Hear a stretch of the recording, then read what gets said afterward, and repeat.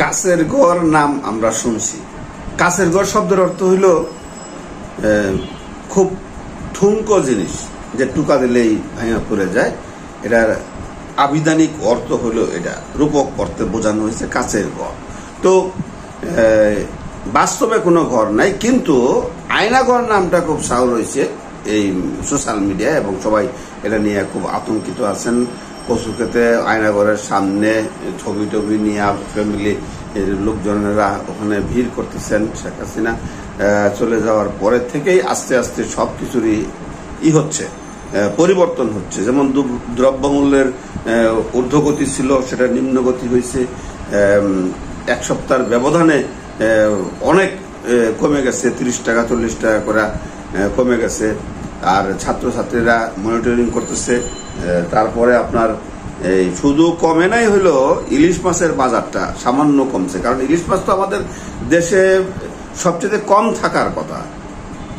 সরকার সেটাকে এই মানে তার স্বার্থে ইন্ডিয়াতে পাঠাইছে অল্প দামে, যার কারণে আমাদের দেশের মানুষ 2 কেজি ওজনের ইলিশ মাছ চোখেই দেখা নাই। আর এই 1 কেজি 200 যে 1,500 টাকা 2,000 টাকা দিয়ে কিনা খায়।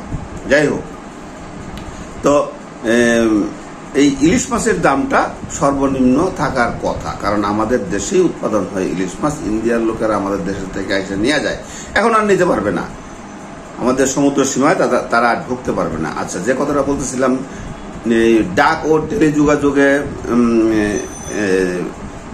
যে দায়িত্ব নিয়েছে তার নামটা কি যেন, কি ইসলাম যেন, নাহিদ ইসলাম সম্ভবত। যাই হোক, আপনারা কমেন্টের মাধ্যমে লিখে দিবেন। এইখানে আমার একটা আপত্তিকর আছে, বড় দাবি আছে। সেটা হচ্ছে, আমার টাকা দিয়ে আমি ইন্টারনেট কিনবো, আমার টাকা দিয়ে আমি ডাটা কিনবো, আমার টাকা দিয়ে আমি মিনিট কিনবো। এইটার তারা দেওয়ার কে? সময়সীমা, ভ্যালিডিটি তারা দিবে কেন? যা ফোন করতে গেলেই কল আসবে, মেসেজ আসবে যে আপনার পার হয়ে গেছে, মেয়াদ উত্তীর্ণ হয়ে গেছে। মেয়াদ উত্তীর্ণ হবে, যতদিন আমার টাকা থাকবে ততদিন আমার মেয়াদ থাকবে। আমার দেশে আইসা তোমরা ব্যবসা করবা, আর আমার এই কইবা মেয়াও, এটা কি হইল ভাই? এটা তো হয় না। আমি আমার টাকা দেয়া তোমার এই ইন্টারনেট কিনছি, মিনিট কিনছি, তো ফ্লেক্সিলিউট করছি, যাই কিছু করছি, তো তুমি আমার সময়সীমা দেওয়ার কে? আমার টাকা যতদিন থাকবে ততদিন আমি এটা ব্যবহার করব। এটা আমার ছাত্র সমাজের কাছে বা ওই যে নাহিদ ইসলামের কাছে করজোর রিকোয়েস্ট থাকবে, এটা একটু দেখেন, এটাকে এইভাবে নেন। আর বিদ্যুৎ বিলে টাকাটা কার্ডটা ঢুকাইতেই এখানে 200 না 250 টাকা চলে যায়।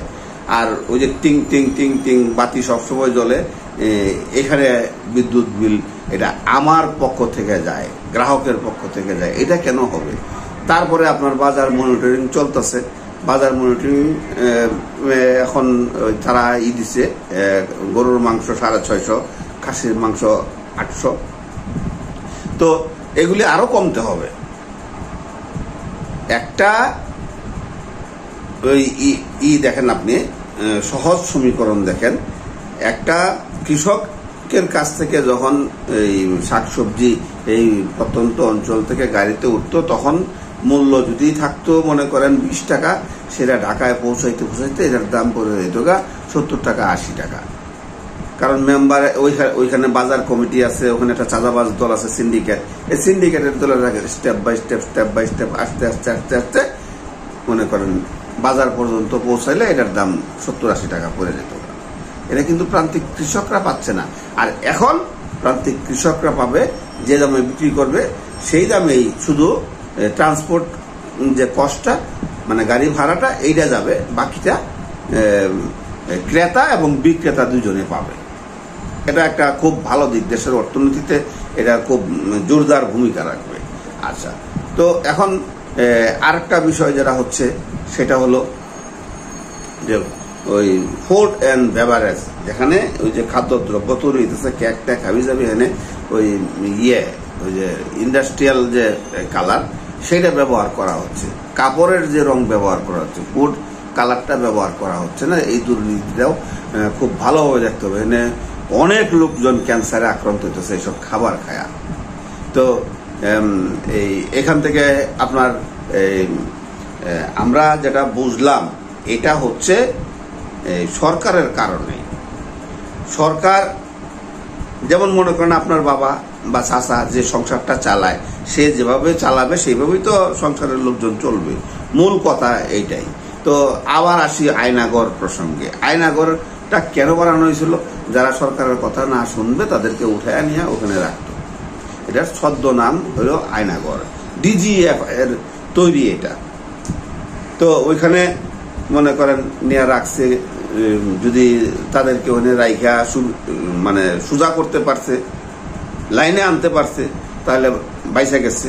আর কেউ কেউ ওখানে রয়ে গেছে, আর যে লাইনে আসে নাই তাদেরকে পৌঁছায় দিছে উপরে। হাড় দিয়ে ভরা হয়নি, কত ছোট ছোট রুম। ডিবি হারনের অফিসেও এরকম ছিল, ছোট ছোট রুম। অনেককে পাওয়া যেত না, সাদা পোশাকে তুলে নিছে, যেগুলি মনে করেন সোয়াল জবাব করা লাগছে ডিবিতে রাখছে, আর না হলে ওই আয়নাগরে নিয়ে গেছে ডিজিএফআই সোয়াল জবাব করছে। কথাটা বুঝছেন? আপনি কোনো দিক দিয়েই সুরক্ষিত ছিলেন না। আলাপ করবেন, ডিজিএফআই এর লোক সেটাকে রেকর্ডিং করতো এবং প্রতিদিন শেখ হাসিনার কাছে পাঠাইতো। আপনি পাত দিছেন সেটাও জানা যেত। নাহলে ওই যে শুনছেন না, একটা লোক না, কয়েকটা লোক, একজন ব্রিগেডিয়ার, তারপরে আরো সাধারণ কয়েকটা লোক, এক লোক কোরিয়া যাইব, এক লোক মালয়েশিয়া যাইব, তাদের গল্পগুলি শুনছেন না? ওরা এয়ারপোর্টে আইসা বলতো আপনি অমুক না, চলেন আপনার ফ্লাইট এতটাই। তারা জানতো কেমনে? ওই যে ফোন আলাপ। এটা তো খুব গুরুতর অন্যায়। যাই হোক, এগুলি রুখে দাঁড়ানোর জন্য আপনাদের সবাইকে আওয়াজ তুলতে হবে। আওয়াজ তুলুন। গাড়ি ভাড়া বাড়াইছে, আওয়াজ তুলুন। দ্রব্যমূল্যের দাম নাগালের বাইরে, আওয়াজ তুলুন। যেখানে অসঙ্গতি দেখবেন সেখানে আওয়াজ তুলবেন এবং সাংবাদিকদের বলবেন, এটা সোশ্যাল মিডিয়ায় প্রচার করে দিবেন। দেখবেন যে আস্তে আস্তে সব ঠিক হয়ে যাবে। সময় লাগবে যদিও, তবুও ঠিক হয়ে যাবে। ঠিক না হয়ে কোনো আর রক্ষা নাই।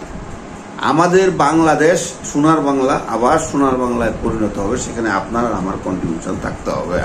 আমরা যদি চুপ থাকি, আমি কিন্তু দেশের স্বার্থে কথা বলতেছি, যারা মনে করেন দল করছে, পার্টি করছে, অমুক করছে, তমুক করছে, অনেকের কাছে খারাপ লাগবে, আবার অনেকের কাছেই ভালো লাগবে। কারণ আগে তো বাক স্বাধীনতা ছিল না। আপনি কথা বলতে গেছেন, আপনার ঠাপ দিয়ে দিছে ওই উপরের নেতারা, এবারে কিন্তু কমিটিতে বাদ দিয়ে দিব, তুমি বেশি কথা বলো। এখন তো আর এটা নাই। এই যে মনে করেন রক্তক্ষয়ী সংগ্রাম, এই যে রক্তক্ষয়ী সংগ্রামটা হয়েছে, এটা মনে করেন যদি আওয়াজ না তুলতো তাহলে কি এই সংগ্রামটা হইতো, স্বাধীন হইতো? পুলিশের গুলিতে পুলিশের ছেলে নিহত হয়েছে, এর চেয়ে মর্মান্তিক ঘটনা আরো আছে। এই জন্যই তো পুলিশ বাহিনী থেমে গেছে।